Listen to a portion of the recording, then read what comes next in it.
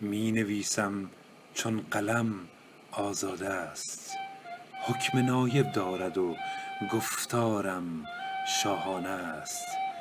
من نخواهم کرد سکوت زین پس، بدان هست شعرم حق و ایمانم خدا نبارزان. مدعیان دروغی سر به سنگ ها کوفتند، چو بگفتم حق مسعود است از غم بمردند. دغبه کردند شب پرستان تاریک دل همی، چو بنوشتم و بخواندم ملا مصطفی را سروری.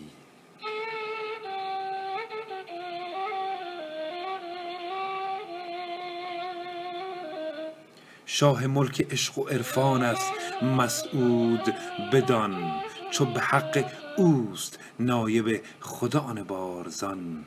نه به ملتش خواهد آمد اندر جهان، نه کسی هست یارای تقابل با ایشان.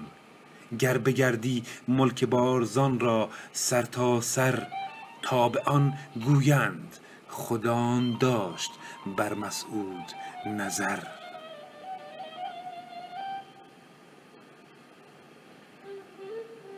او صبور است با دشمنان دیو و دد، او نخواهد جز خدا نبارزان از کس مدد.